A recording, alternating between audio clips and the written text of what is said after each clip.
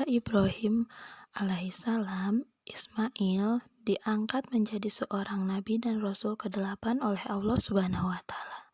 Kisah Nabi Ismail alaihissalam merupakan asal mula dari ibadah haji dan kurban. Ismail adalah anak Ibrahim dengan istrinya Siti Hajar. Saat Ismail lahir, atas perintah Allah, Ibrahim membawa anaknya bersama istrinya Hajar keluar dari Palestina. Mereka melewati padang pasir nan gersang menuju lembah bukit yang dikenal sebagai Lembah Bakah. Lembah itu kini merupakan kota suci Mekah. Di lembah itu, Ibrahim membuat tempat berteduh dengan makanan dan minuman seadanya. Ibrahim lalu kembali ke Palestina sambil terus berdoa untuk keselamatan Siti Hajar dan Ismail. Setelah berhari-hari di padang pasir, Siti Hajar kehabisan makanan dan minuman untuknya serta Ismail. Ismail kecil menangis kehausan ingin menyusu. Siti Hajar lalu berlari ke sana kemari mencari air untuk putranya. Dia berlari di antara dua bukit, Safa dan Marwah. Kisah ini menjadi asal mula rukun ibadah haji yang dikenal dengan sya'i atau berlari-lari kecil sebanyak 7 kali antara bukit Safa dan Marwah. Saat Siti Hajar kelelahan, dia mendengar suara yang memanggilnya untuk membawa. Setibanya di tempat itu, Siti Hajar meletakkan Ismail yang kemudian menghentakkan kakinya. Dari hentakan kaki itu muncul air jernih yang kini dikenal sebagai sumur Jam-Jam. Siti Hajar meminumkan air itu pada Ismail.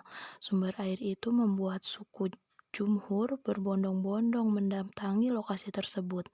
Dalam beberapa tahun, Lembah Bakah berkembang menjadi tempat yang ramai penduduk. Ismail dibesarkan oleh ibunya Siti Hajar di Mekah. Nabi Ibrahim yang tinggal di Palestina rutin berkunjung ke Mekah hingga Ismail menginjak usia remaja. Nabi Ibrahim menyampaikan bahwa ia mengalami mimpi buruk.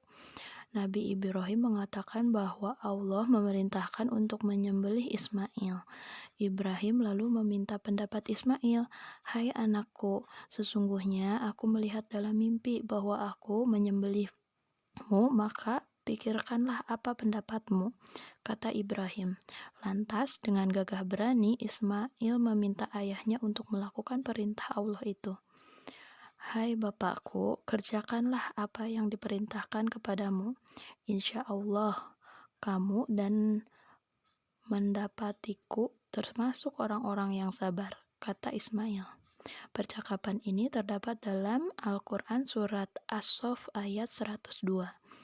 Dengan penuh ketaatan, Ibrahim melaksanakan perintah Allah. Ismail meminta ayahnya untuk mengingatkan dengan tali dan menajamkan pisau agar tidak merontak dan kesakitan saat disembelih.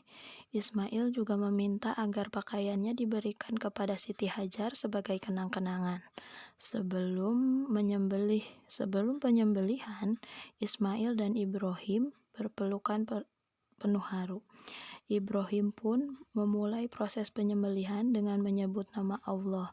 Namun, pisau tajam yang digunakannya ternyata tak bisa menyembelih Ismail.